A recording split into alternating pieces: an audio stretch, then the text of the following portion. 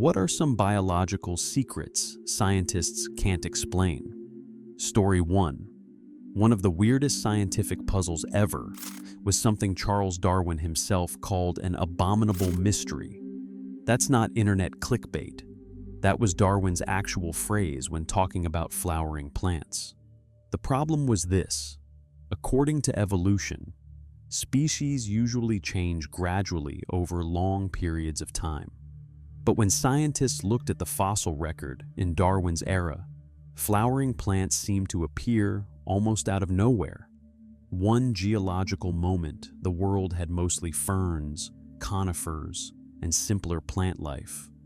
Then suddenly, flowering plants were everywhere and diversifying fast. That bothered Darwin because it looked too abrupt. If evolution worked slowly through small changes, where were all the intermediate forms? Why did flowers seem to explode onto the scene instead of showing a neat step-by-step history? And flowering plants are a huge deal. They include trees, grasses, fruits, vegetables, roses, basically much of the modern plant world. Their rise reshaped ecosystems and later helped animals, insects, and eventually humans thrive. So this wasn't some tiny niche question. It was about how much of Earth's life became dominant. Modern science has filled in some gaps. Better fossils suggest flowering plants probably evolved earlier than once thought, and many early forms may have been rare or lived in places unlikely to fossilize well. Coevolution with pollinating insects may have accelerated their spread once they gained an advantage. But the mystery still has some bite. Scientists still debate exactly where flowering plants originated, what their first ancestors looked like, and why they diversified so dramatically compared with other plants. So even Darwin had a problem that made him uneasy. Flowers, some of the most beautiful things on Earth, arrived in history looking suspiciously sudden. Story 2. Prion protein. Scientists know it matters because versions of it show up across many animal species, and evolution usually doesn't preserve something for millions of years unless it serves an important purpose. The weird part? We still don't fully know what that normal protein is actually doing. It's found heavily in the brain and nervous system, which suggests it has some role in protecting neurons, signaling between cells, handling metals like copper, or helping cells deal with stress. There are decent theories, but no single explanation that completely closes the case. For something so widespread, that's pretty bizarre. Then it gets darker. Unlike bacteria or viruses, prions don't need DNA or RNA to spread damage. They're just proteins folded the wrong way. If one malformed prion appears in the right shape, it can interact with healthy versions of the same protein and force them to twist into the same bad form. Basically, it turns normal proteins into copies of itself through shape alone. That chain reaction creates clumps in brain tissue, destroying neurons over time. The result can be terrifying diseases like Creutzfeldt-Jakob disease or bovine spongiform encephalopathy. These illnesses are progressive, fatal, and often involve rapid mental decline, movement problems, and severe neurological damage. What makes prions so unsettling is how they break the rules. For decades, biology taught that replication required genes. Prions showed that, under certain conditions, structure alone can carry destructive information. So, we're left with a protein evolution clearly valued, sitting in our bodies for a reason we still haven't pinned down. Yet, if it folds wrong once, it can become one of nature's most efficient nightmares. Story 3. Sleep is one of those things everyone does. Every animal seems to need it in some form, and yet we still don't completely understand why the brain depends on it so much. We know what happens when you don't sleep. Memory gets worse, reaction time drops, emotions become unstable, immune function weakens. and thinking turns sloppy fast. Push deprivation far enough, and people can hallucinate or become seriously ill. So sleep clearly isn't optional maintenance. It's fundamental. But the real mystery is what the brain is actually doing during those hours offline. One theory is memory consolidation. During sleep, especially deep sleep and REM, the brain appears to replay patterns from the day, strengthening useful memories and sorting information. It's like backing up files and reorganizing folders while the system is idle. Another theory is cleanup. Scientists have found that during sleep, the brain's waste-clearing system becomes more active, helping remove metabolic byproducts that build up during waking hours. Since the brain uses huge amounts of energy, that cleanup may be critical. Then there's emotional regulation. Anyone who's sleep-deprived knows small problems suddenly feel massive. Sleep seems to recalibrate stress responses and process emotional experiences. Dreaming adds another layer of weirdness. During REM sleep, the brain can become highly active while the body stays mostly paralyzed. Why generate vivid stories, bizarre imagery, and emotional scenarios every night? Researchers debate whether dreams are for rehearsal, creativity, memory, threat simulation, or just side effects of brain activity. The strangest part is evolution. Sleep leaves animals vulnerable. You're inactive, less aware, and easier prey.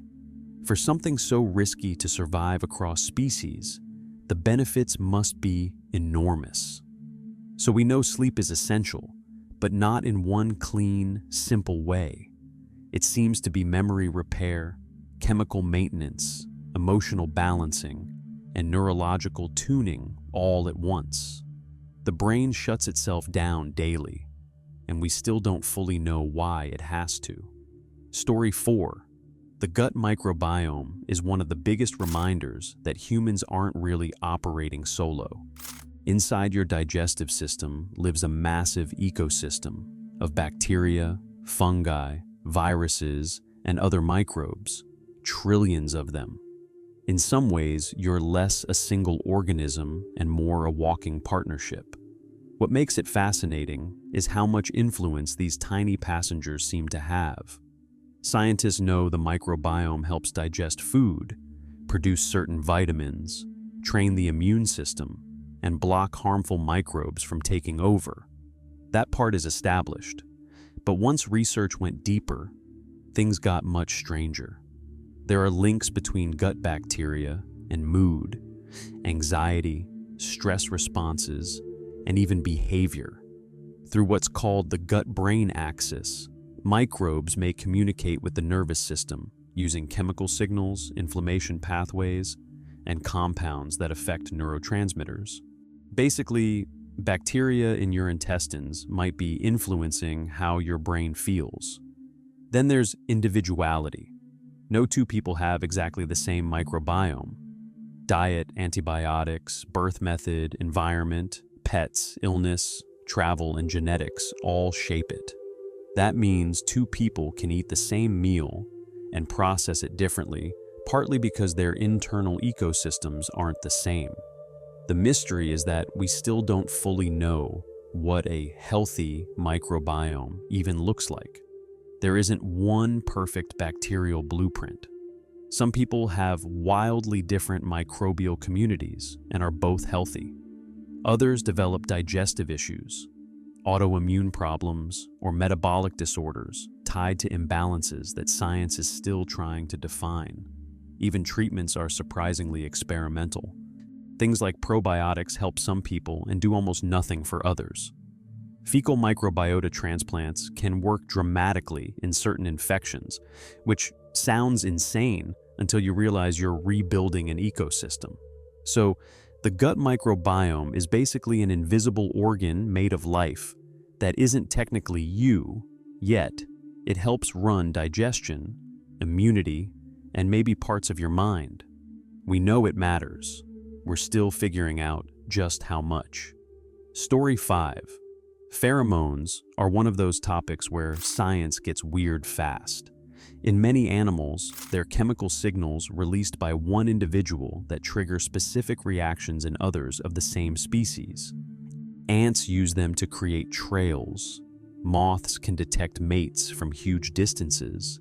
And some mammals use them to mark territory, signal danger, or indicate reproductive status. In animals, pheromones are very real and incredibly powerful. Humans are where everything gets murky. A lot of people assume humans definitely use pheromones for attraction, but the evidence is much less clear than pop culture makes it sound. We know humans produce body odors containing chemical compounds, and we know smell can influence perception, memory, comfort, and attraction.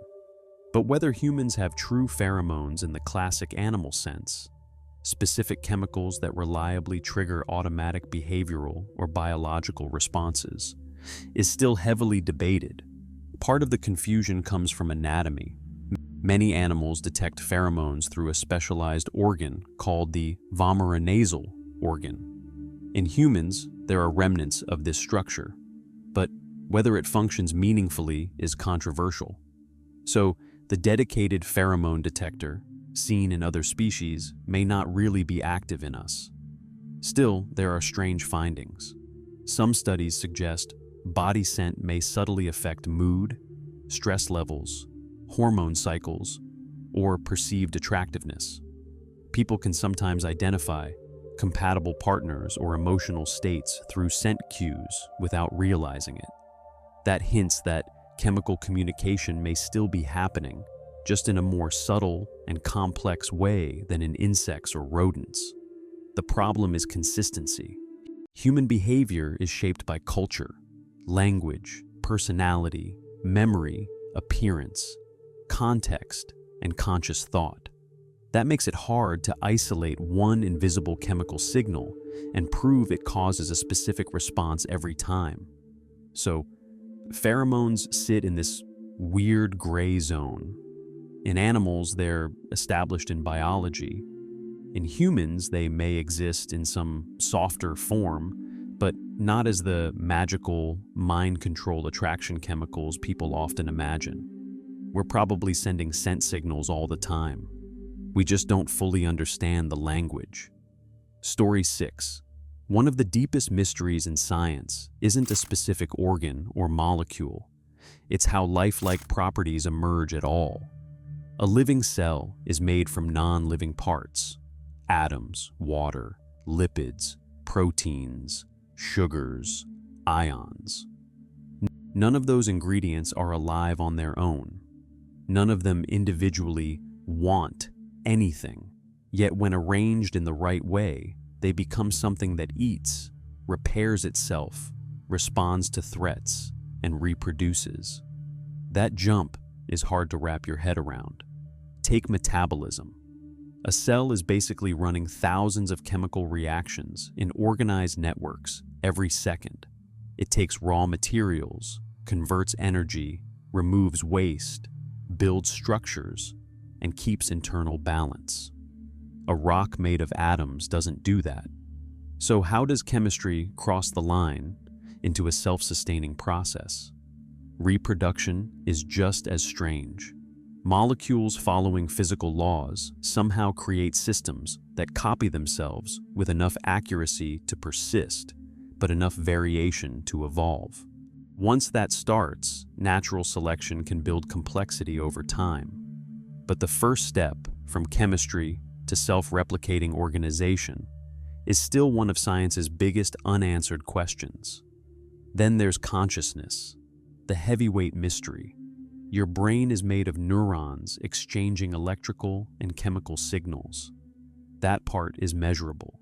But how does signal processing become a subjective experience? Why does information inside the brain feel like something from the inside? Why is there awareness instead of mere computation? Neuroscience can map regions linked to vision, language, memory, pain, and decision-making. Researchers can correlate brain states with experiences, but correlation isn't an explanation. We still don't have a universally satisfying model for how matter generates first-person experience. Some theories focus on integrated information, others on global broadcasting of signals, predictive processing, or complex feedback loops. None has fully solved the hard problem of why experience exists at all. So, emergent properties are where science meets philosophy. At some level, enough non-living matter organized correctly becomes alive, adaptive, and aware. We know it happens because we are the evidence. But exactly how complexity crosses that threshold remains one of the greatest puzzles humans have ever faced. Story 7, the last universal common ancestor, usually shortened to LUCA, is one of the coolest ideas in biology because it points to the moment where every living thing on Earth converges into one deep family tree. Humans, trees, fungi, whales, bacteria, mushrooms, algae. Go back far enough, and all lineages eventually connect. Not to the first life necessarily, but to the last shared ancestor before life split into the major branches we know today. That's an important distinction. LUCA probably wasn't the very first organism. There may have been earlier forms of life, multiple competing lineages, or messy precellular systems before it. LUCA is simply the lineage that didn't dead end. It's the ancestral population whose descendants ultimately gave rise to everything alive now. And it may not have been a single creature at all. Early life likely exchanged genes horizontally, meaning organisms swapped genetic material directly rather than only inheriting from parents. So, instead of one neat individual standing at the base of life, LUCA may have been more like a community of primitive microbes sharing innovations in a chaotic microbial world. Scientists infer LUCA's traits by comparing genes shared across modern life. It probably used DNA or something close to it, relied on RNA and proteins, had ribosomes for building proteins, and used a genetic code already surprisingly sophisticated. It may have lived in extreme environments like hydrothermal vents, though that part is debated. What's wild is how advanced LUCA seems. By the time we can glimpse it through genetics, life was already complex enough to replicate, metabolize, repair itself, and pass on information reliably. That suggests an even longer hidden chapter, before LUCA, where life was experimenting and evolving. So, LUCA isn't just one ancient microbe, it's the shadowy threshold where all surviving life merges into one origin point. Every breath you take, every plant outside, every animal that ever lived traces back through an unbroken chain to that ancient ancestor. That's a pretty insane thing to think about. Story 8, one of the strangest unsolved questions in biology, is why life is so obsessed with handedness. This is the mystery of homochirality. Many molecules can exist in two mirror image forms, like left and right hands. They contain the same atoms and bonds, but arranged so one version can't be perfectly overlaid onto the other. Chemically, they're almost identical. Yet in biology, that tiny difference matters massively. Amino acids, the building blocks of proteins, can come in left-handed and right-handed forms. But life on Earth overwhelmingly uses the left-handed versions. Sugars show the opposite preference. Living systems mostly use right-handed sugars. There was no obvious reason this had to happen. In ordinary chemistry, reactions often make both versions in roughly equal amounts. So why did life choose one side? That's the puzzle. At some point before or during the origin of life, a slight imbalance may have appeared. Maybe polarized light in space favored one form. Maybe minerals on early Earth selectively bound certain molecules.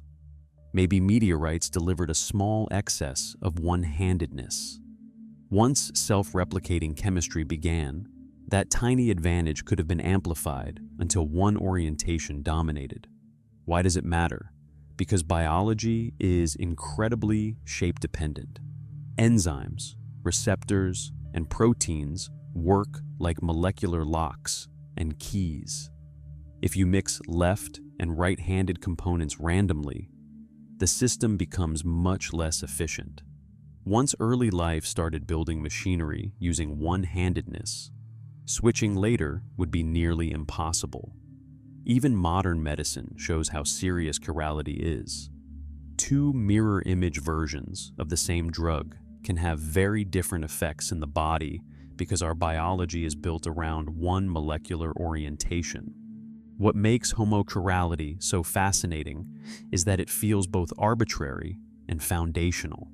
Somewhere in Earth's earliest chemistry, life picked a side, and every organism since has inherited that decision.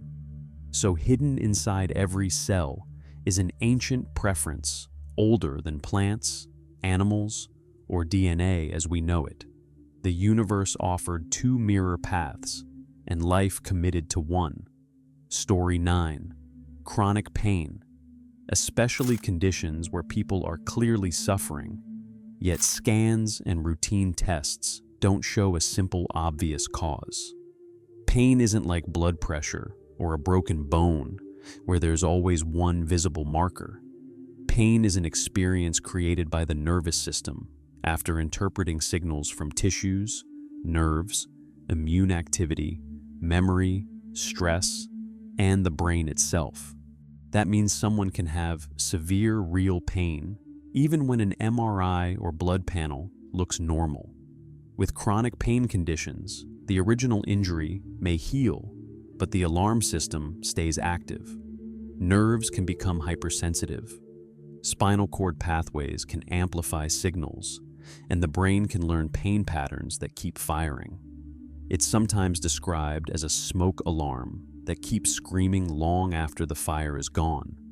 Conditions such as myalgic encephalomyelitis/chronic fatigue syndrome are even more complicated because symptoms can involve exhaustion, post-exertional crashes, brain fog, sleep disruption, pain, dizziness, and immune or autonomic issues.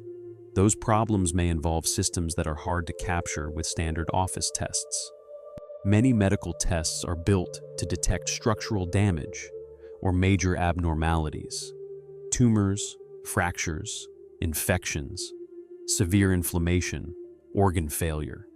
But illnesses involving subtle immune dysfunction, energy metabolism problems, autonomic nervous system dysregulation, microcirculation issues, or abnormal signaling may not show up on routine screens. That doesn't mean nothing is wrong. It often means the tools are limited. Research into ME or CFS and chronic pain is growing, with studies examining inflammation markers, mitochondrial function, nervous system responses, gut microbiome changes, and brain imaging differences. But no single definitive everyday diagnostic test has solved it yet. The hard truth is medicine is much better at seeing broken parts than disturbed systems. Chronic pain and illnesses like ME expose that gap. They're real, often disabling, and sometimes invisible, not because patients are imagining it, but because biology can malfunction in ways current tests still struggle to measure. Story 10. The biggest biological mysteries are aging and neurodegeneration, because both involve systems slowly failing in ways we still don't fully understand. Aging sounds simple. We get older, things wear out. But scientifically, it's much messier. Bodies constantly repair DNA, replace cells, clear waste, and maintain tissues.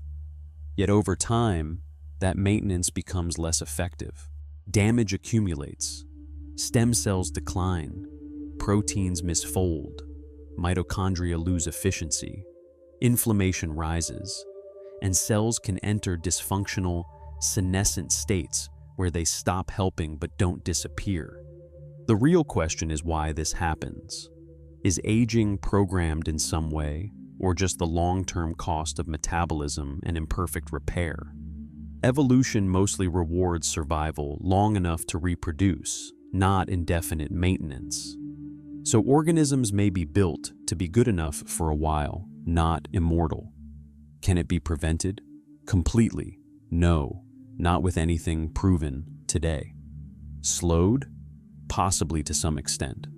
Exercise, sleep, nutrition, avoiding smoking, stress control, and treating disease all improve healthy lifespan. Researchers are also studying senolytics, gene regulation, stem cell therapies, and metabolic pathways linked to longevity. But no one has found a true off switch for aging. Then there are neurodegenerative diseases, where the brain gradually loses function. Alzheimer's disease is associated with amyloid plaques and tau tangles, but scientists still debate whether those are causes, consequences, or part of a larger process. Parkinson's disease involves dopamine neuron loss and alpha-synuclein buildup, yet why those neurons die remains unclear. Huntington's disease has a known genetic trigger, but how that mutation produces such selective brain damage is still being unraveled. That's what makes these diseases so difficult. We often know the fingerprints: protein clumps, inflammation, cell death, genetic risks, but not the full chain of events. In many cases, medicine has maps of the wreckage, but not a complete explanation of the crash. Aging and neurodegeneration remain frontiers, where science knows a lot of details, yet still lacks the final theory. Story 11. Others involve entire animals vanishing into the ocean. Introns and eel spawning are perfect examples of how science can still be baffled at totally different scales. Introns are sections of DNA inside genes that get copied into RNA, then cut out before a protein is made. For years, many people casually labeled them junk or useless leftovers because they don't directly code for proteins. But that view has changed a lot. Now, scientists know some introns help regulate when genes turn on or off, influence how RNA is spliced, affect gene expression levels, and sometimes contain sequences important for evolution. They can also allow one gene to produce multiple protein variants through alternative splicing. But the bigger question remains: why are there so many of them, especially in complex organisms? Some researchers think introns are evolutionary baggage that stuck around because they weren't harmful enough to remove. Others argue they actively enabled complexity by giving genomes flexible control systems. There's still debate over how many introns are functional versus tolerated clutter, and how central they were in the rise of multicellular life.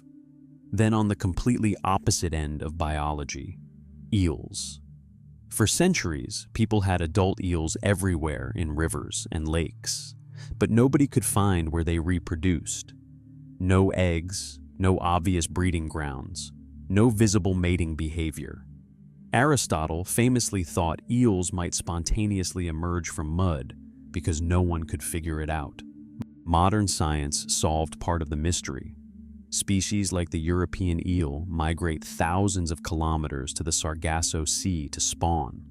Their larvae drift back across oceans and eventually grow into adults in freshwater or coastal habitats. But even now, humans have rarely observed actual eel spawning directly in the wild. We know the destination and life cycle much better than before, yet the precise mating events remain elusive. So one mystery hides in your DNA, the other in deep water. Biology really does cover everything. Story 12, best answers because the brain may be the most complex object we directly study, and we're still embarrassingly early in understanding it. People often assume the basics are solved. Neurons send signals, Regions handle memory or language. Chemicals affect mood. Done. But that's like saying understanding computers means knowing electricity runs through wires. Technically true, nowhere near enough. Recent large-scale mapping projects have identified thousands of distinct brain cell types, far more diversity than most people imagined. Estimates in humans now include around 3,000 plus cellular subtypes, depending on classification methods, spanning neurons, support cells, immune-like cells, vascular cells, and many transitional states. Many of these types are defined by gene expression, shape, connectivity, or electrical behavior, and for a huge number of them, we still don't know their exact role. That matters because the brain isn't just made of generic neurons. It's an ecosystem of specialized cells interacting in layered circuits. Some may fine-tune timing, filter noise, regulate learning windows, manage inflammation, stabilize networks, or control blood flow in ways we barely grasp. Then zoom out, and it gets even harder. Knowing the parts doesn't automatically explain the system. We can identify regions linked to movement, vision, speech, fear, reward, and memory, yet still struggle to explain how thoughts arise, how memories are stored long-term, why disorders emerge, or how consciousness appears from tissue. Diseases show this gap clearly. Conditions like Alzheimer's disease, schizophrenia, depression, epilepsy, and autism involve brain changes we only partly understand. We often treat symptoms better than root causes. Even simple questions remain difficult. Why does one circuit recover after injury while another doesn't? How does the brain decide what to forget? Why do dreams happen? How are emotions physically represented? So, yeah, neuroscience is still at the map coastlines, not continents stage in many areas. We've learned a lot, but compared to the full complexity of the brain, we may have only just lifted the lid. Story 13. Consciousness is probably the deepest mystery in science because it sits at the point where biology, philosophy, and physics all start arguing with each other. We can describe brain activity pretty well. Neurons fire, networks synchronize, chemicals modulate attention, memory systems store information, sensory areas process input. But none of that automatically explains experience. Why does processing information feel like something from the inside? Why is there a point of view at all? That's the core problem. A camera can detect light, a computer can process data, but we don't assume either is having an inner life. Yet your brain, made of cells and electricity, somehow generates colors, pain, love, fear, memories, and the sense of being you. Then comes the specific question. Are humans the only conscious beings? Most scientists would say almost certainly not. Mammals, birds, and likely many other animals show pain responses, learning, emotions, planning, social bonds, and flexible behavior suggesting some form of subjective awareness. The harder question is degree and type. A dog's consciousness may differ from a crow's, an octopus's, or ours in ways we can barely imagine. Octopus are especially interesting because they evolved complex intelligence along a very different path from mammals. That raises the possibility that consciousness might emerge in multiple biological architectures. Is consciousness produced by the brain? The mainstream scientific view is yes. Consciousness depends on brain processes. Damage certain areas, use anesthesia, alter chemistry, induce sleep, or cause injury, and conscious experience changes dramatically. That strongly links the mind to the brain.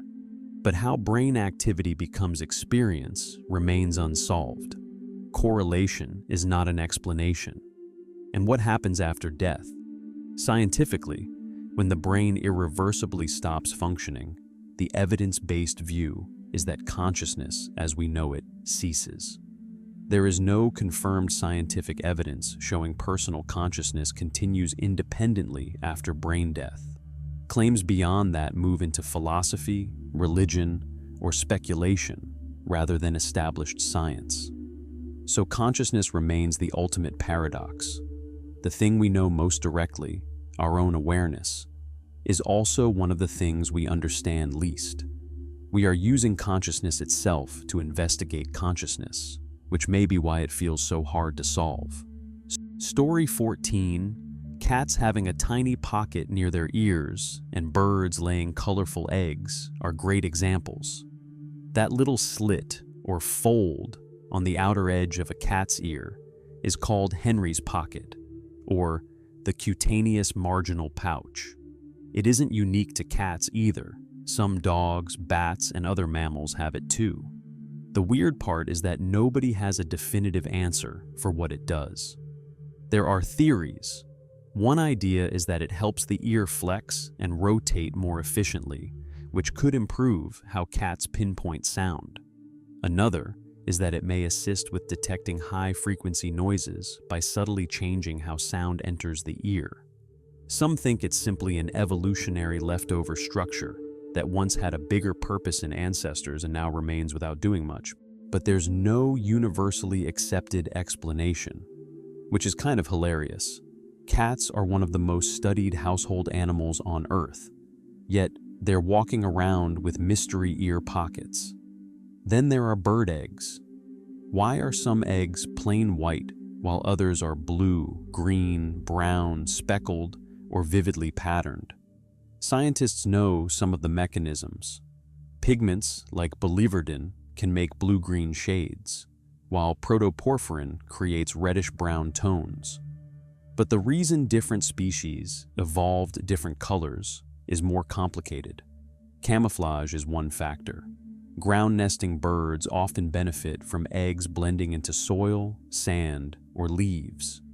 In other species, brighter eggs may signal female health or egg quality to the parents. Speckles can strengthen shells, help with heat regulation, or make individual eggs easier to recognize in crowded nests. The famous American robin blue egg, for example, may involve both pigment chemistry and evolutionary signaling. But no single rule explains every species. Some patterns seem redundant, others change multiple times independently, and closely related birds can lay very different eggs. So, biology isn't only mysterious at the scale of consciousness and galaxies of neurons. Sometimes the unanswered questions are hiding in your living room or in a nest outside your window. Story 15.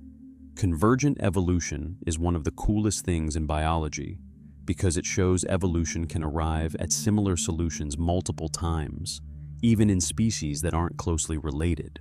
It feels almost unreal the first time you learn about it. The basic idea is simple. Different organisms face similar problems, so natural selection can push them towards similar designs. Not because they share a recent ancestor with that trait, but because certain solutions just work really well. Eyes are the classic example. Light exists everywhere on Earth, and being able to detect it is massively useful. If an organism can sense light, it can find food, avoid predators, navigate, and time behavior. So even a tiny patch of light-sensitive cells gives an advantage. From there, evolution can gradually improve things.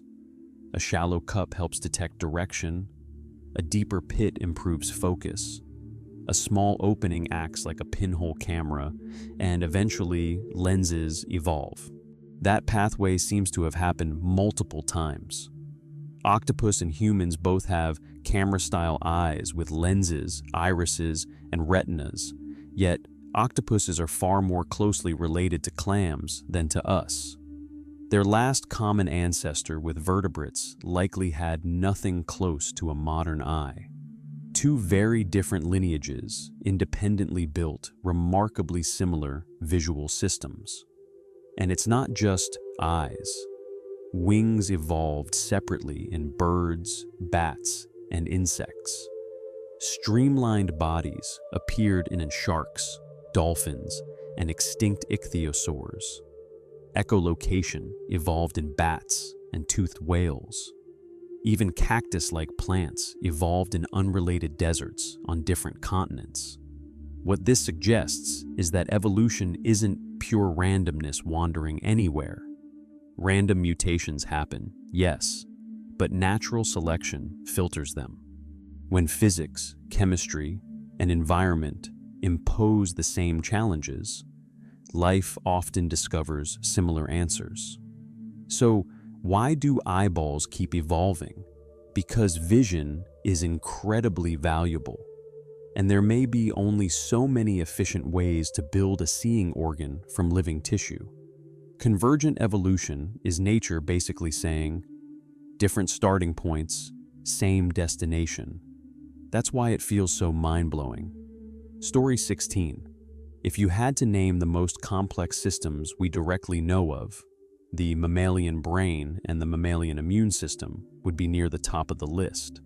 The brain gets most of the attention because it contains billions of neurons linked through trillions of connections. Those networks constantly rewire through learning, memory, emotion, perception, movement, language, and self-awareness. It processes sensory input, predicts outcomes, stores experiences, regulates the body, and somehow produces consciousness.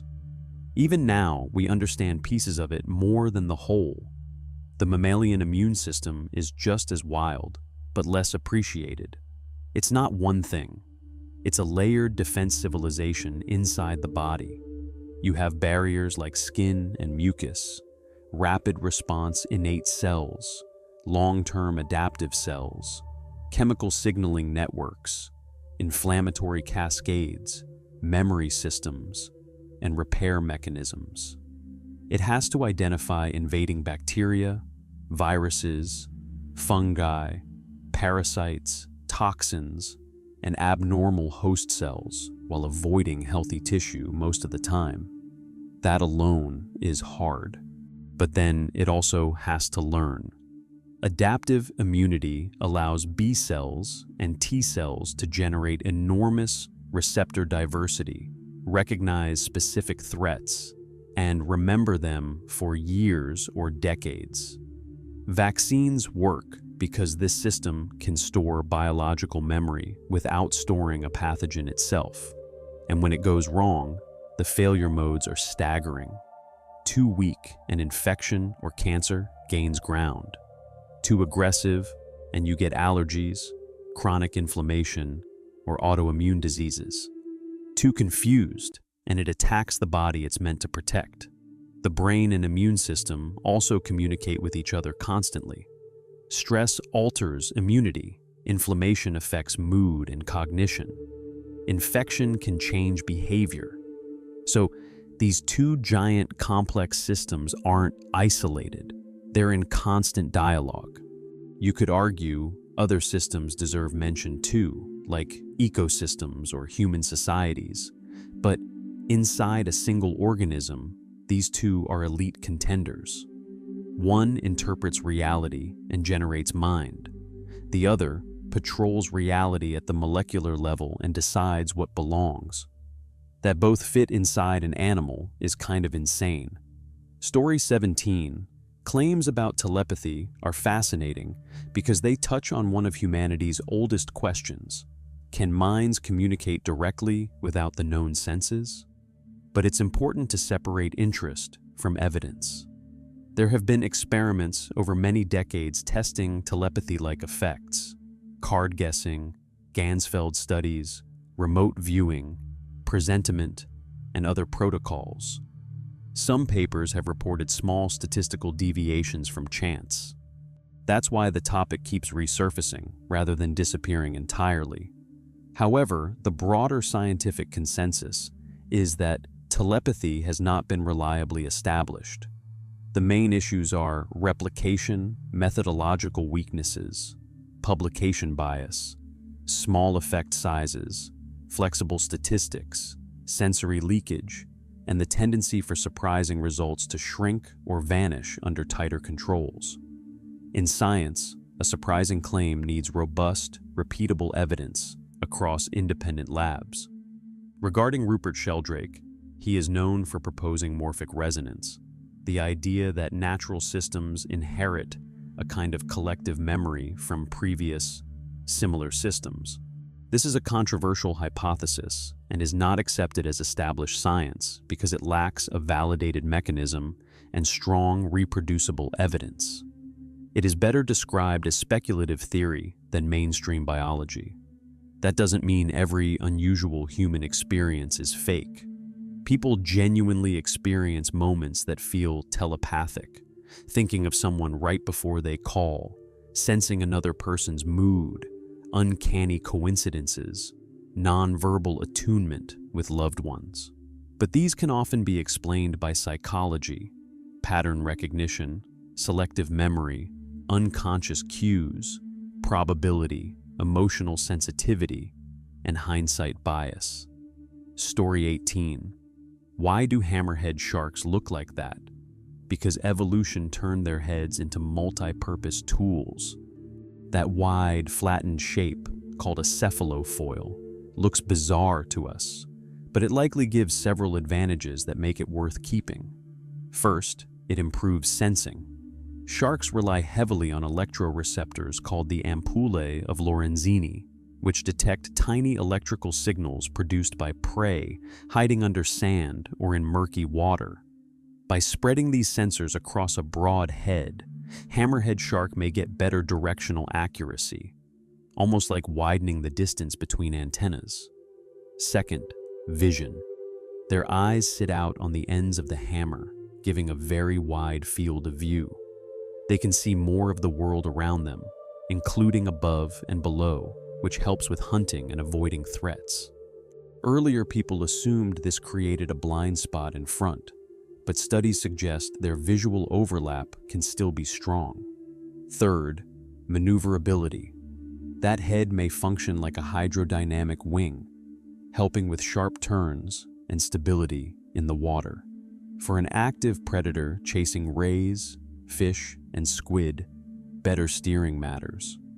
And speaking of rays, hammerheads are famous for pinning stingrays to the seafloor with their heads before biting them. The cephalofoil can literally act as a handling tool during hunting. Why does it look so exaggerated in some species, like the great hammerhead? Likely because once the basic shape became useful, sexual selection and species-specific ecological niches pushed it further. So the short answer is, they don't look weird by accident. They look weird because a broad hammer-shaped head became useful for sensing, seeing, steering, and hunting. Nature often builds things that seem ridiculous until you realize they're highly optimized. Story 19. Kava being safe for Pacific Islanders but toxic for Westerners is one of those claims that sounds dramatic, but reality is a lot messier. Kava has been used in Pacific cultures for a very long time. People in places like Fiji, Tonga, Vanuatu, and Samoa have been drinking it socially and ceremonially for generations. So naturally people look at that and say, well, if they've used it forever, it must be harmless. But that doesn't automatically mean every version of kava sold elsewhere is the same thing. Traditional kava is usually made from the root, mixed with water, and consumed in pretty established ways. When it got popular in Western countries, a lot of supplements showed up using extracts, concentrates, sometimes different plant parts, or lower quality sourcing. That can completely change how something affects the body. Then there's genetics. Different people process compounds differently because liver enzymes vary from person to person. That doesn't mean Pacific Islander eaters are immune and Westerners are vulnerable. It just means humans aren't all identical chemically. Also, context matters a lot.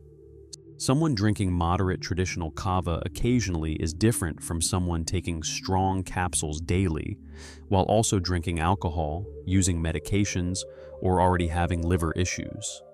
That's why the whole topic got confusing. Some people used kava with no issues, others had bad reactions, and headlines simplified it into an ethnic divide when it's probably more about product quality, dose, interactions, and individual biology. So, the honest version is, it's not magically safe for one group and poisonous for another. It's a plant substance that can be fine for many people and problematic for some people, depending on how it's made and who's using it. Basically, a classic case of nuance getting destroyed by internet headlines.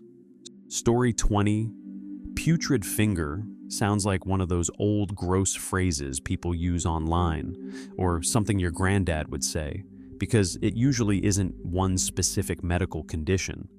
It's more a dramatic way of describing a finger that smells foul, looks infected, is swollen, leaking pus, or has tissue that seems like it's starting to rot. And if that's the case, then the most common reason is some kind of infection that got worse after being ignored for too long.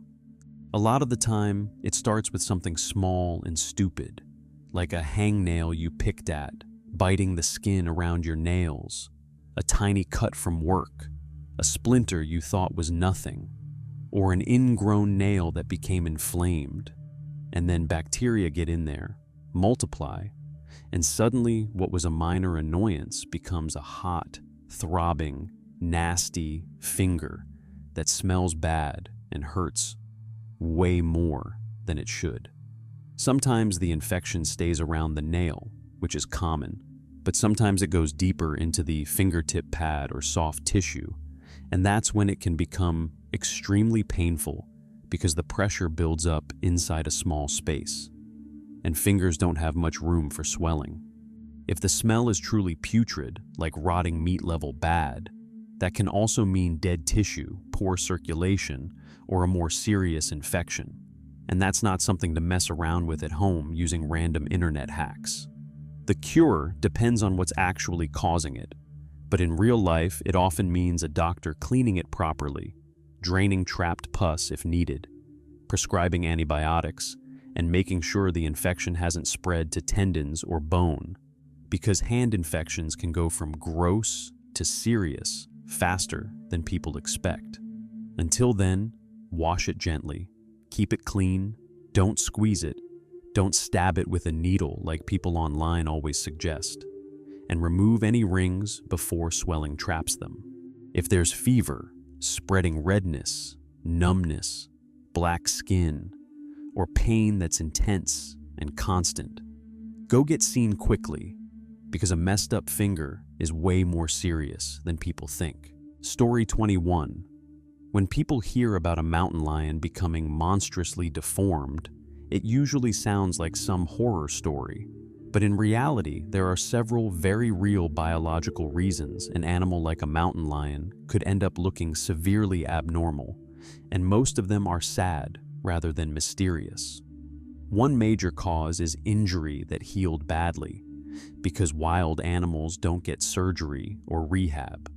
So, if a young cougar gets hit by a car, kicked by prey, caught in a trap, or suffers a broken jaw or damaged limbs, the bones can heal in twisted ways that make the animal look shocking later on, especially if the skull or spine was involved. Another possibility is disease, because severe mange can strip fur, thicken skin, and make the body look skeletal and warped, while infections, tumors, parasites, or neurological illness can change posture, movement, and facial appearance so much that people think they're seeing some mutant creature. Genetics can also do it, especially in isolated populations where inbreeding becomes a problem, since harmful mutations affecting jaw shape, spine development, limbs, or internal organs are more likely to show up when gene pools shrink. Then there's starvation, which changes appearance dramatically. A healthy predator looks powerful, but one that's old, injured, or unable to hunt can become gaunt, patchy, and almost unrecognizable, with hips jutting out, head seeming oversized, and strange movement patterns. People also underestimate how much decomposition can distort a dead animal. A partially decayed cougar found in the wild can swell, lose fur, expose teeth, and warp in ways that make it look like some unknown monster. A lot of famous monster cat photos ended up being normal animals suffering from trauma, disease, or decomposition mixed with bad camera angles and panic. So the real answer usually isn't some hidden mutant beast. It's nature being brutal, where an already tough animal survives injury or illness long enough to look terrifying to humans who only expect to see healthy specimens. Story 22. Humans like to think we'd walk in a perfectly straight line if we needed to, but it turns out most people absolutely can't. And it's kind of humbling when you realize how much of your movement depends on constant background corrections your brain is making without you noticing. If you ask someone to walk straight toward a target while they can see landmarks, roads, trees, buildings, or even the horizon, they usually do fine because the brain keeps recalibrating direction using visual references. But remove those cues by blindfolding them, putting them in fog, darkness, a dense forest, or an open desert, and people often start drifting into curves or even full circles without realizing it. That happens because the body isn't perfectly symmetrical no matter how much we think it is. One leg may be slightly stronger, one stride a little longer, one hip tighter, one foot turned out more than the other, and tiny imbalances repeated over hundreds of steps slowly pull you off course. Then add the brain's navigation system, which estimates direction using the inner ear, muscles, joints, and memory. And while it's impressive, it isn't flawless. Without external reference points, small errors build on themselves. You feel like you're going straight, but your internal compass is quietly drifting. Fatigue makes it worse. Stress makes it worse. Uneven ground makes it worse. And confidence weirdly makes it worse too, because people trust their sense of direction more than they should. Even healthy people can be terrible at maintaining a straight path in featureless environments, which is why getting lost in snowstorms, deserts, or forests has historically been so dangerous. People genuinely believe they're heading one way while looping around. So, the reason humans can't always walk straight isn't because we're broken. It's because straight-line movement is less automatic than it seems.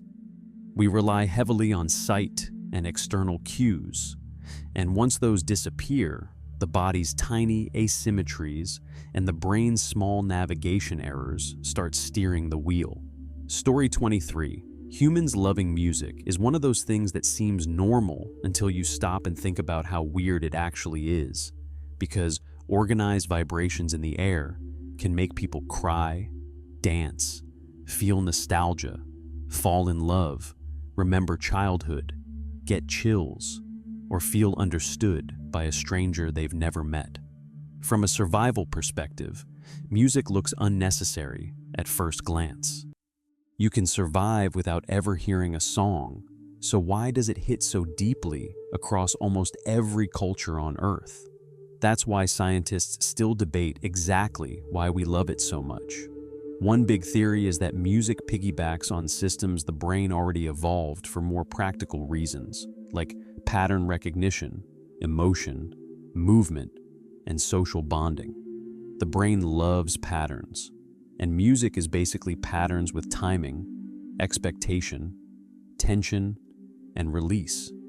When a beat drops exactly when your brain predicts it, or surprises you in a satisfying way, it can trigger pleasure and dopamine. Rhythm also connects strongly to movement. People naturally tap feet, nod heads, march, dance, or synchronize with others.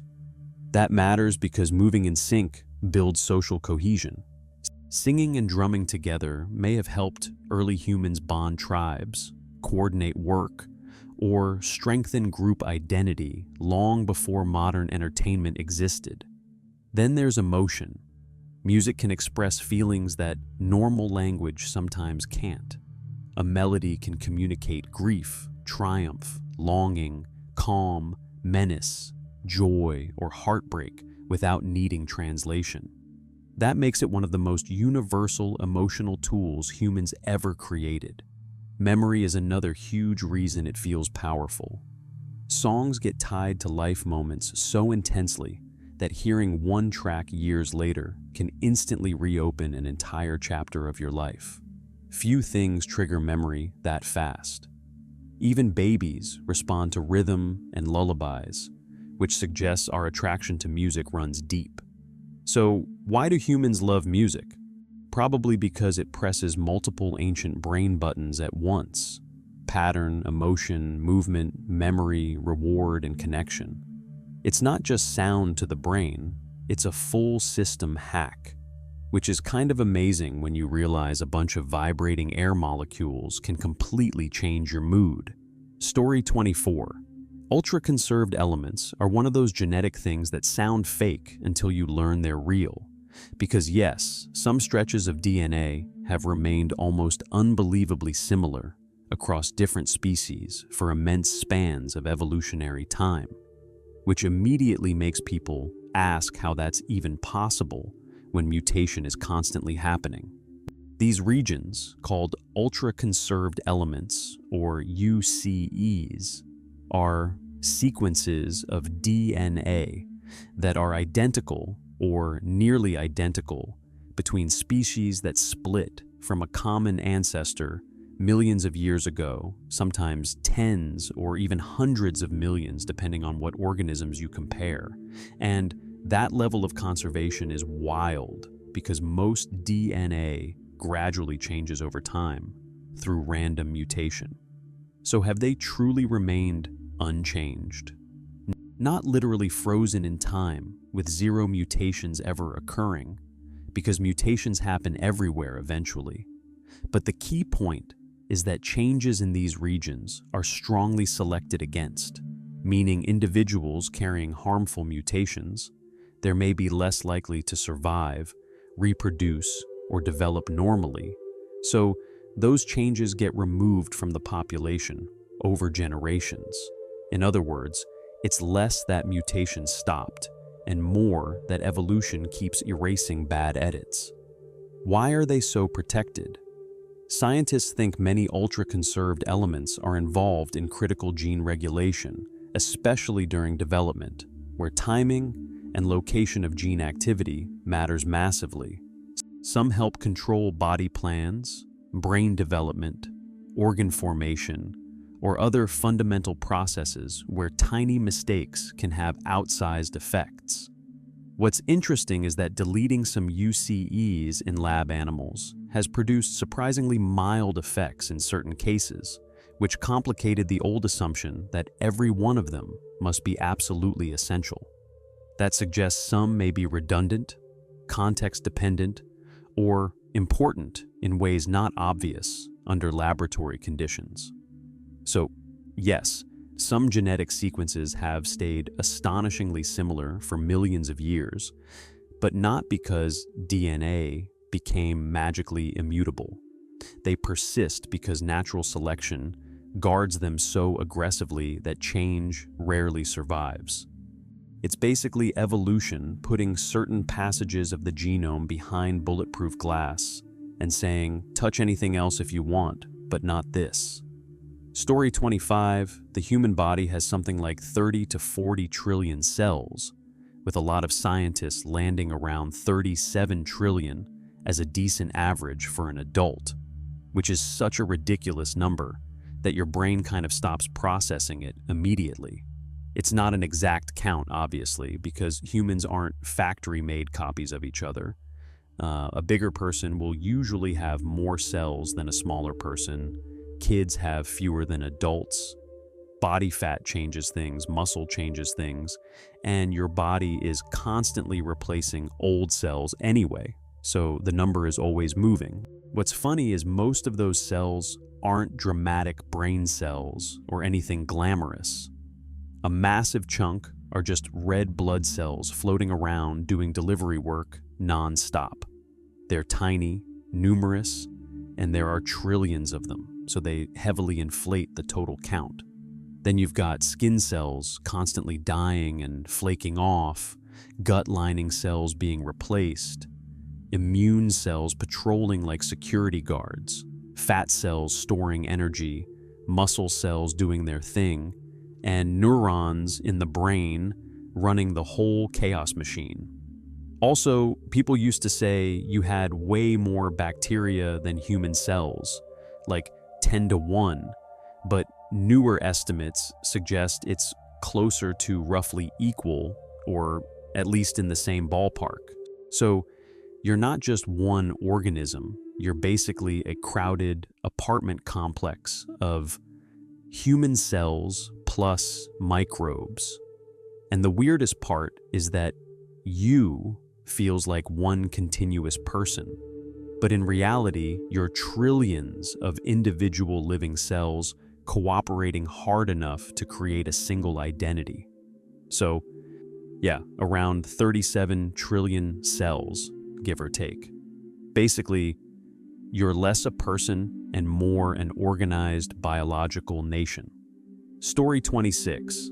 The weirdest limits of modern technology is that we've basically digitized sight and sound, but smell is still sitting there, untouched like the final boss.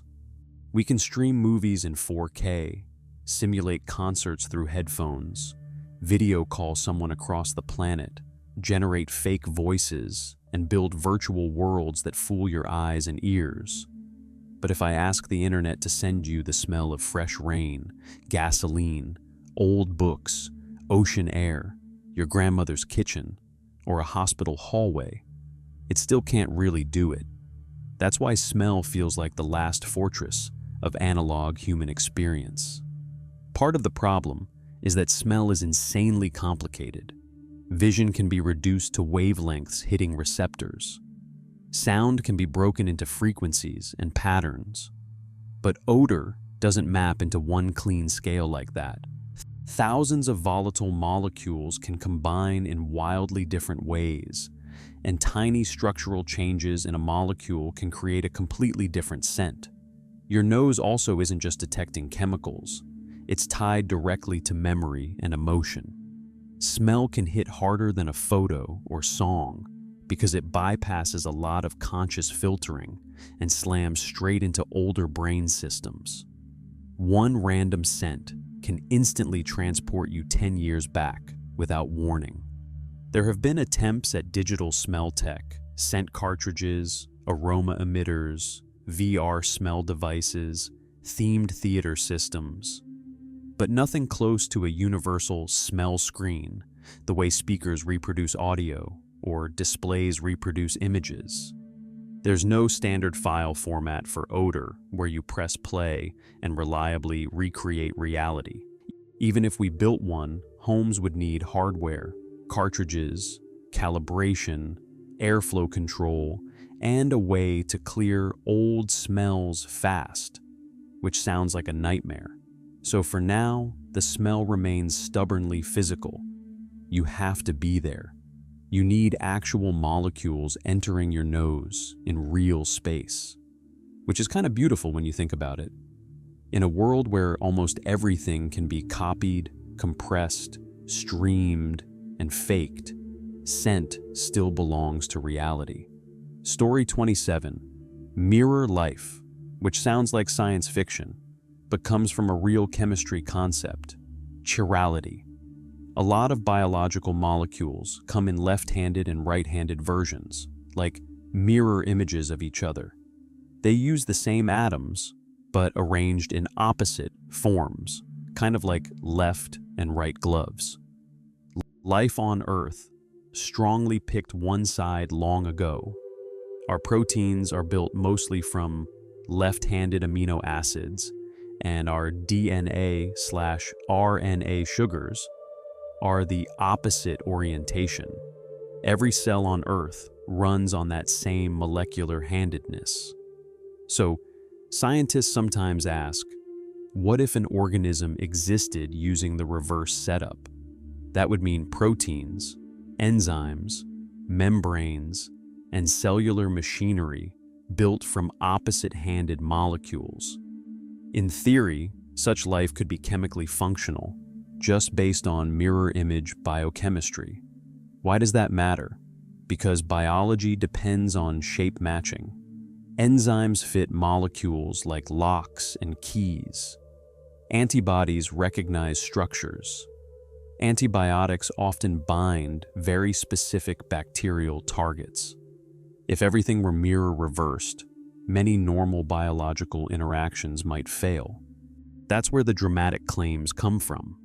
Would mirror organisms be invisible to the immune system and immune to all antibiotics? Not automatically, and that's where internet versions often overstate things. It's true that many immune receptors and drugs are chirality sensitive, so interactions could be reduced or very different. But total invisibility is unlikely. The immune system can also respond to broader patterns, inflammation, damage signals, and foreign material in multiple ways. Also, mirror life does not currently exist as a known natural organism. This is a hypothetical risk discussed in biosecurity and synthetic biology circles, especially as scientists explore advanced molecular engineering. Researchers have raised concerns that if self-sustaining mirror microbes were ever engineered, they might be harder to control, harder to digest by predators, and less affected by existing biological defenses. So, the grounded version is, mirror life is a legitimate theoretical concept with potentially serious implications, but not a hidden existing species or unstoppable super plague. It's more a reminder that life's chemistry could, in principle, have been built another way, and that alternative might not play by our rules. Story 28, Mike the Headless Chicken, and somehow it's real. Back in 1945, a farmer in Colorado tried to slaughter a chicken in the normal farm way, but the axe strike didn't fully remove everything. It missed the jugular vein and left part of the brainstem and one ear intact. That sounds minor, but the brainstem handles a lot of basic automatic functions like breathing, heart regulation, balance, and reflexive movement. So, instead of immediately dying, Mike stayed alive. He couldn't eat normally, obviously, so his owner began feeding him with a dropper and giving water directly into his throat area. They also reportedly cleaned mucus from the opening so he wouldn't choke. As insane as it sounds, the bird adapted well enough to survive and became a national sensation. People paid money to see him. He toured sideshows, appeared in newspapers, and basically became one of the strangest celebrities of the era. The reason it's biologically possible is that birds can function with less forebrain control than people expect, and many core life processes are managed lower in the nervous system. Removing the higher parts in consciousness is another matter, but basic survival systems can continue if the critical lower structures remain. He eventually died around 18 months later, reportedly after choking when proper cleaning equipment wasn't available during travel. What makes the story so fascinating is that it sounds like fake folklore, but it's really a brutal, accidental demonstration of how resilient biology can be, and how much of life is run by automatic systems beneath awareness. Basically, Mike became famous because he accidentally revealed that staying alive and being all there are not the same biological thing. Story 29. The Wood Wide Web is one of those phrases that exploded online because it makes forests sound like they're running their own secret internet. And while the reality is less dramatic than the viral version, it's still genuinely fascinating. What scientists are actually talking about is a network of fungi in the soil called mycorrhizal fungi. These fungi attach to plant roots and form partnerships where the fungus helps trees and plants absorb water and nutrients from the soil, while the plant gives the fungus sugars made through photosynthesis. In many ecosystems, those fungal threads can connect multiple plants underground, creating large shared networks. That part is real and well supported. Forests are not just separate trees standing alone. Beneath the ground, there can be extensive biological connections linking roots and fungi across wide areas.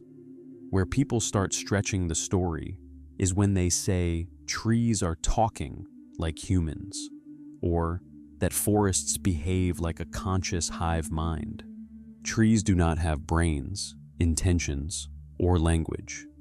What they do have are chemical signaling systems shaped by evolution. When a tree is stressed by drought, disease, or insect attack, chemical changes can occur. Those changes may influence neighboring plants, either through airborne compounds or sometimes through underground fungal connections. Nearby plants can respond by activating defense systems or changing growth patterns. That's why people describe it as warning signals. There can also be movement of nutrients or carbon between connected plants under certain conditions, although exactly how common, beneficial, or strategic this is depends heavily on species and environment. Sometimes relationships are cooperative, other times competitive. So the internet version turns forests into wise communities, making decisions together. But the scientific version is still amazing. Forests are deeply interconnected living systems where fungi, roots, and chemistry create constant exchange below the surface. Basically, trees aren't sending emails to each other, but they are far less isolated than they look. Story 30, mirror image twins are one of those real biological phenomena that sound made up when you first hear about them. With identical twins, one fertilized egg splits into two embryos, but if that split happens a little later than usual during development, some left-right features can end up mirrored between the twins. That's why you sometimes hear examples like one twin being right-handed while the other is left-handed, one having a cowlick turning clockwise while the other's goes the opposite way, or birthmarks appearing on opposite sides of the body.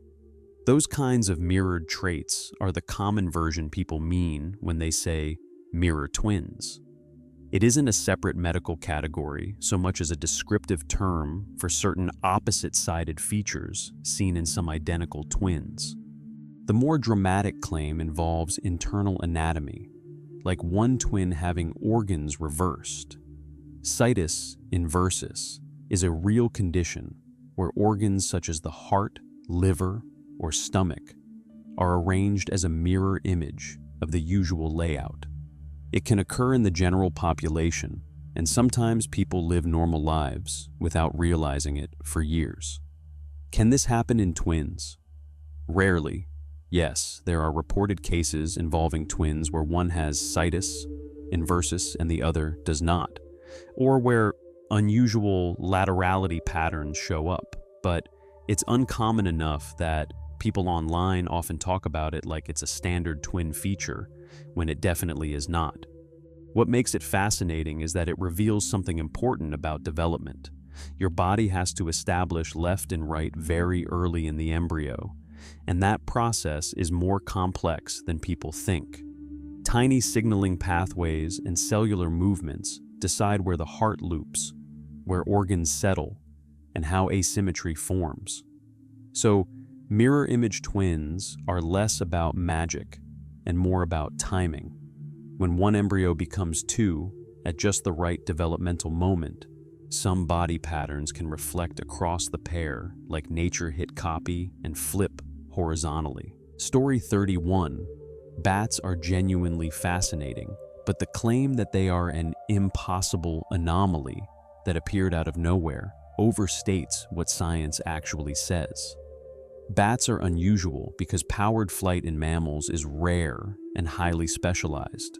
Turning a small land mammal into something capable of true flight required major changes to the hands, arms, shoulders, chest muscles, metabolism, hearing, and navigation systems. That part is absolutely impressive. But saying there are no transitional fossils or no clues isn't accurate. The fossil record for small, fragile animals is always patchy, especially forest-dwelling creatures with delicate bones. Animals that live in places bad for fossilization often leave fewer traces. So, absence of fossils does not mean instantaneous appearance. We do have early fossil bats from the Eocene, around 50+ million years ago, such as Onychonycteris and Acaronycteris. These early bats already had wings, yes, but some show combinations of traits that help scientists study transitions, including differences in clawed fingers, limb proportions, and possible echolocation abilities. They suggest that flight may have evolved before full modern echolocation in some lineages. So the mystery is not bats appeared fully formed everywhere at once. It's more that once bats become visible in the fossil record, they were already successful enough to diversify and spread widely. That happens with many groups when earlier ancestors simply weren't preserved or haven't been found yet. Scientists still debate whether bat flight evolved through gliding ancestors, climbing/leaping insect hunters, or some mixed pathway. They also debate how echolocation evolved and whether it arose once or multiple times. So, bats are not impossible. They're an example of how evolution can produce something spectacular, while the fossil record preserves only fragments of the journey. Basically, the real puzzle isn't that bats break evolution. It's that evolution often leaves us a few pages of the story instead of the whole book. Story 32. For a long time, people basically assumed oxygen was non-negotiable for animal life, because every animal we're familiar with depends on it either directly or through biology built around aerobic metabolism. So the discovery of Henneguia salminicola was one of those moments where biology casually reminds everyone it doesn't care about our rules. This tiny parasite, related to jellyfish and corals in a very distant sense, lives inside salmon and is incredibly simplified compared with free-living animals. In 2020, researchers reported that it appears to lack a mitochondrial genome, which was shocking because mitochondria are normally central to oxygen-based energy production in complex life. That led to headlines saying scientists found the first animal that doesn't breathe. And broadly speaking, that's fair. It seems to have abandoned the standard oxygen-dependent metabolism used by most animals. What's important, though, is that it doesn't mean the parasite is some magical creature creating energy from nothing.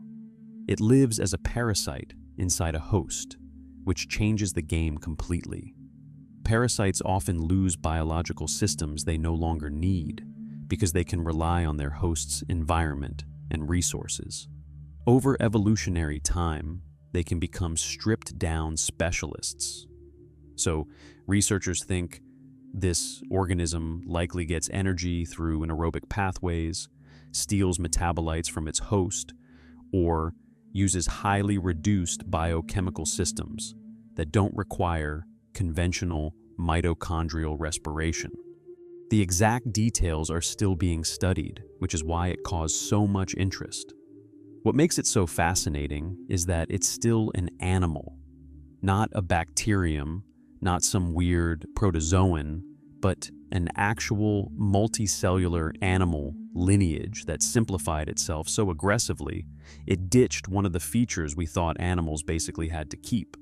It's a great reminder that evolution doesn't always move toward greater complexity. Sometimes it goes the opposite direction and turns something into a minimalist, freeloading specialist. Basically, nature found a loophole in a rule we thought was universal. Story 33. The story of European eel reproduction is one of those real biological mysteries that sounds fake, because for centuries, people had adult eels everywhere, in rivers, lakes, and estuaries. Yet nobody could figure out where they came from or how they reproduced. Even Aristotle famously thought eels might arise spontaneously from mud, because no one could find eel eggs, mating pairs, or obvious breeding grounds. For a long time, they were basically the ultimate, where do these things even come from? Animal. Modern science solved a big part of the puzzle, but not all of it. Researchers now know European eels migrate thousands of miles from European and North African waters toward the Sargasso Sea. Tiny transparent larvae called leptocephali are found in the Atlantic and drift back toward Europe on ocean currents, gradually transforming along the way. By tracing the youngest larvae, scientists concluded the spawning area is in or near the Sargasso Sea. That said, the internet version claiming no adult eel or egg has ever actually been found there needs nuance. Adult spawning behavior has been extremely hard to directly observe, and confirmed mating events in the wild remain elusive. Eel eggs have historically been difficult to document conclusively in the open ocean compared with larvae. So yes, direct observation of the full reproductive act is still one of the frustrating missing pieces. Why is it so hard? Because they likely spawn in deep, vast ocean areas, possibly at night. Then adults may die afterward. You're trying to witness a brief event in a huge moving ocean with animals that disappear for years. So the paradox isn't that scientists know nothing. We know a lot more than ancient people did. We understand migration routes, larval stages, and likely spawning zones. The real mystery is that one of Europe's most famous fish still keeps the final chapter of its life cycle, mostly hidden from human eyes. Basically, we know where the story probably ends, but we still haven't watched the ending happen clearly. Story 34. One of those weird, quiet biology facts is that the classic 37 degrees Celsius body temperature most people learned in school may not be as normal as we thought, because studies suggest the average human body temperature has gradually declined since the 1800s. That famous number came from 19th century measurements by Karl Reinhold, August Wunderlich. But more recent large population studies have found modern averages closer to about 36.4 to 36.8 degrees Celsius, depending on age, time of day, sex, and how it's measured. So, yes, humans today may run a bit cooler on average than people did generations ago. The claim of roughly 0.6 degrees Celsius decline is based on some research comparing historical and modern datasets, though the exact amount varies by study and method. Now, for the real mystery, why? One popular explanation is reduced chronic inflammation. In the 19th century, people dealt with more untreated infections, parasites, poor dental health, tuberculosis, and generally harsher living conditions. Immune systems may have been more activated on average, which can raise metabolic rate and baseline temperature. Another theory is that modern life is climate-controlled. We spend much more time in heated homes, air-conditioned buildings, and insulated clothing, so the body may not need to generate as much heat to maintain stability. There's also the possibility of changes in body size, activity levels, hormones, microbiome composition, medications, and measurement technology. Older thermometers weren't identical to modern digital tools, so some of the shifts could involve methodology. But even after accounting for measurement differences, many researchers think at least part of the decline is real. What makes it interesting is that body temperature feels like a fixed biological constant, but it probably isn't. It may reflect how hard the body is working internally at a population level. So, the casual answer is, yes, humans seem to be cooling slightly, and the best guess is cleaner living, lower inflammation, and modern environments. But nobody can say with total certainty why our species appears to be quietly turning the thermostat down. Story 35. Physarum polycephalum behaves in ways that look intelligent, even though it has no brain, no neurons, and no nervous system at all. At first glance, it just looks like gross yellow goo creeping across a log. But this thing has become famous because researchers discovered it can solve problems that seem way above its pay grade. In maze experiments, scientists placed food at 2 points and let the slime mold spread through the maze. Instead of wandering randomly forever, it gradually retracted inefficient branches and reinforced the shortest useful route between food sources. Basically, it found an efficient path without thinking in any human sense. It gets weirder. Studies have shown slime molds can respond to repeating environmental patterns and appear to anticipate future events. If exposed to regular cycles of cold or dry conditions, they sometimes slow their movement at the expected time, even when the stimulus stops, almost like they learned a schedule. They also make trade-offs, give them different food sources with varying risks or rewards, and they can distribute themselves in ways that resemble cost-benefit decisions. Not conscious economics, obviously, but behavior that mirrors optimization. So, how does something brainless do this? The answer seems to be that intelligence doesn't always require a central controller. The slime mold's body is a living network. Chemical signals, internal fluid flows, local feedback loops, and constant environmental sensing allow complex behavior to emerge from simple rules happening everywhere at once. In other words, no single part knows anything, but the whole system still computes. That's what makes it so fascinating. We tend to imagine intelligence as something locked inside brains, but slime molds suggest problem solving can arise from decentralized biology. Basically, it's a blob of goo that can navigate, adapt, remember patterns, and optimize resources better than some people, which is both hilarious and slightly unsettling.